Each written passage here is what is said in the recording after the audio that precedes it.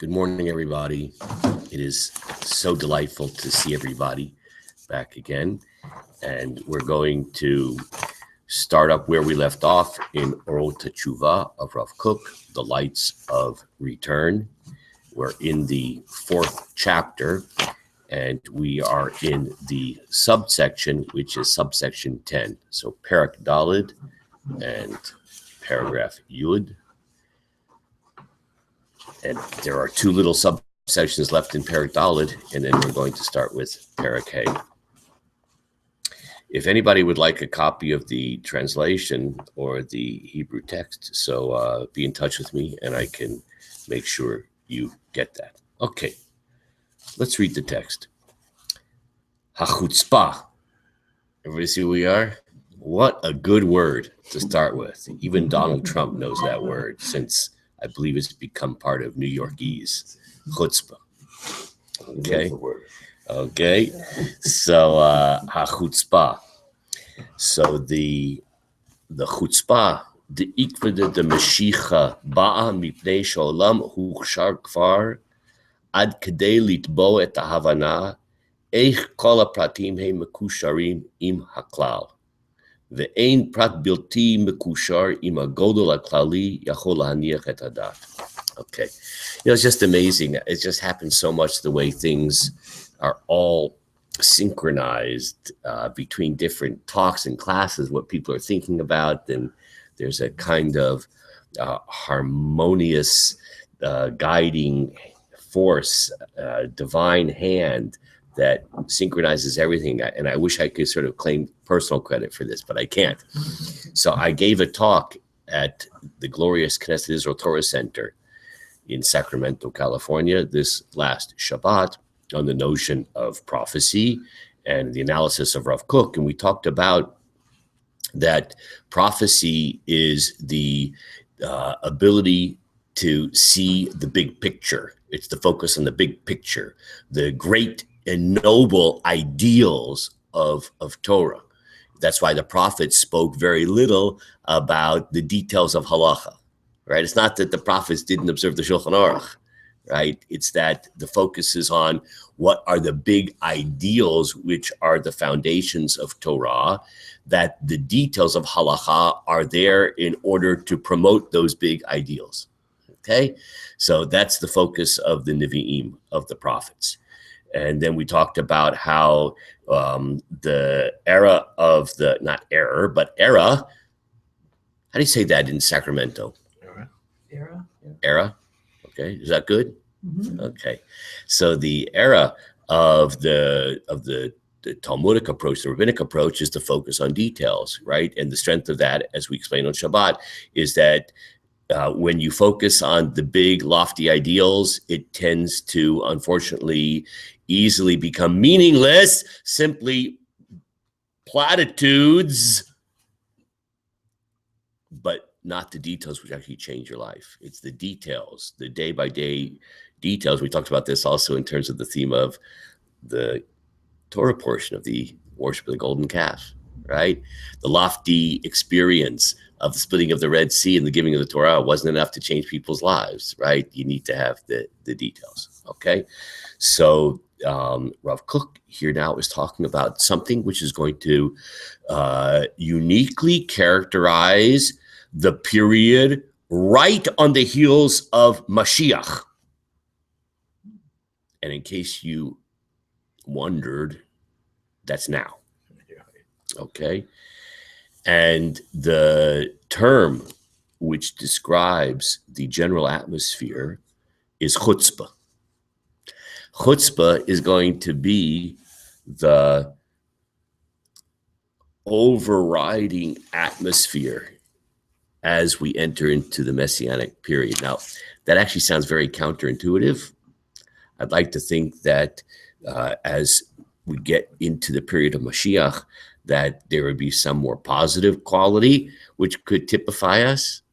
But Rav Kook says it's chutzpah. Now, where did Rav Kook get that from? So it happens to be from the Gemara itself, right? That our sages say, actually in the Mishnah, that Be'ikvot Mashiach chutzpah yaske, a little bit of Aramaic there, that in the footsteps of the Messianic era of the Messiah, there's going to be a multiplication, a magnification, an intensification of awesome chutzpah. Awesome chutzpah. Okay. Now the question is, what is that chutzpah that is going to typify the heels of the Messianic era? And why does it exist? We're going to explain that. Okay. So let's just translate the words and let's discuss it. He says the following, that the chutzpah of the heels of the Messianic era comes because the world has now been prepared to demand an understanding of how all details are interconnected with the general principles, just like we talked about on Shabbat, just like in the theme of the Torah portion that we spoke about, and how no detail is disconnected with the great general principle. And when we disconnect the general principles and the details, so we're not happy. We're not happy. If we only see the details, okay, and we don't connect those details with the general principle, so that will not give us any peace in this atmosphere of on the heels of the Messianic era.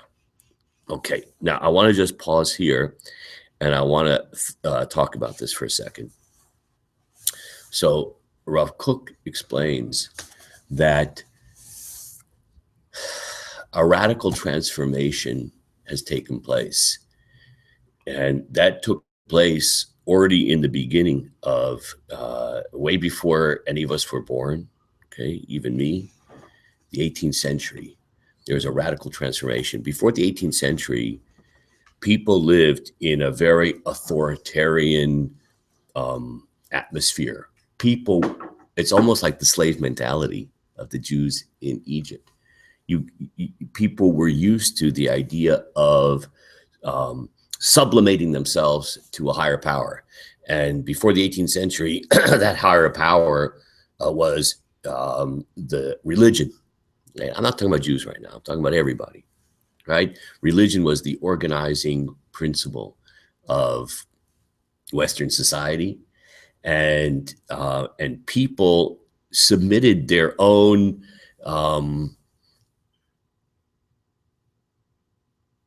autonomy. They gave it up to this higher external power, which in that case was religion. So the church. So if religion said, do this, people, more or less, right, did this, and this. And then, as everybody here knows from high school history, right, along comes the Enlightenment, and a radical shift took place from being a kind of religion-centered society with a submission to an external authority to a human-centered, right? That in the center of the universe, rather being some kind of external authority, God, or people pretend to be God, right? Right? Whatever religion those religions sold was God's message. So then the center of being became moi, me, humanism, right? That the ultimate authority resides within me, right?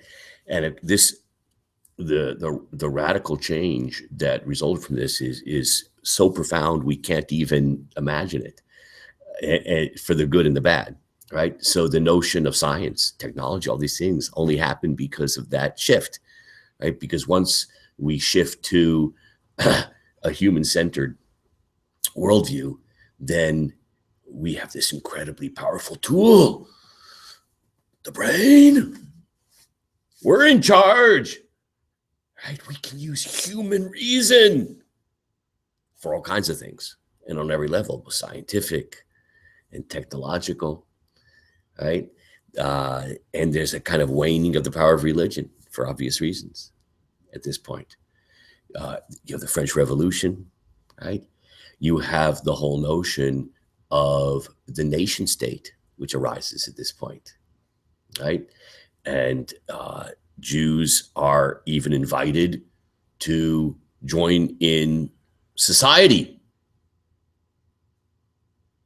I don't know how many of you know this. It's an unbelievable thing that Napoleon offered the Jews, you know what? We're going to make a state which is not based upon religion, because based upon religion, kind of Jews don't have much of a role in that since they're not part of the religion, right? But now we're going to have a nation state based upon our humanity. Well, I think Jews are part of humanity, Napoleon thinks, but he's not so sure.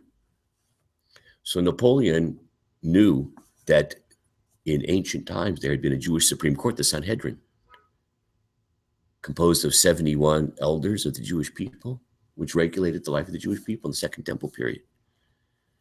So Napoleon turned to the Jewish people and said, reconstitute a Sanhedrin. I need to have a conversation with you. I need to have someone to talk to. 71 elders were convened in France with the greatest rabbis from French Jewry in this synod. And Napoleon said, there are 12 questions, now that we're going to be human standard instead of deistic or theocentric. I want to know if you can join humanity. Or make sure you're human. Do you bleed? So you get the 12 questions. Questions like, are you capable of thinking of yourself as Frenchman? Or you're just Jews who live in France? Are you capable of following the law of the land? Or your clannish, tribal, religious-based law supersedes everything? 12 questions. They're very specific. Radical things like, can you marry a non-Jew? Or you're completely some kind of parallel universe that happens to live on French soil, and you only marry within your tribe? Are you capable of actually being something other than an economic parasite? Can you work, or you only lend money? Can you be productive? Can you be a productive member of a general society which is human-based? He submits these 12 questions. It's unbelievable. And this synod, you can do research into this in Wikipedia, submits answers to these 12 questions. And in their answers, they essentially pave the way for reform and the other liberal manifestations of Judaism, because their answer is, we're willing to sell ourselves, to sell Jewish uniqueness in order to join the human race, or the French race in this particular case. And this opened the way, this movement, which we call emancipation, that Jews can join society, but there's a price to this meal ticket, and that is to give up Jewish peculiarity. Okay? Now, this shift between a kind of external focused world of an external authority and to a human-centered authority resulted in a very different mindset among the Jewish people, okay?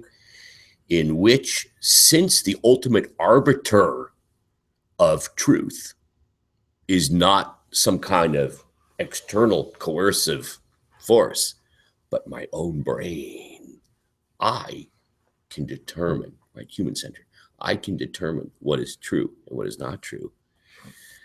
Therefore, people can buy into big themes, and they're not too happy with submitting to details. That is a big sea change which took place. And this is what leads to chutzpah. Because if you think about the word chutzpah, it's really a perfect expression of this change which took place from submission to an external authority to the internal authority residing within us. Because what's chutzpah? Chutzpah is ultimately a radical expression of ego. I mean, what's gall? Gall means the only thing that matters is what I want, my goals, what's good for me. And I'm going to demand that based upon my own conception of my interests. That's called chutzpah. In the wake of the Enlightenment, chutzpah becomes huge. And that results in a alienation from Torah and a demand to see Torah in different ways. Now, with those introductory remarks in the first sentence of this particular paragraph here, we'll have to press the pause button and we'll continue tomorrow.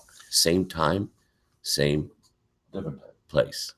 Different time, 15 minutes later. Same bat time, same bat channel, etc. Bye-bye, everybody.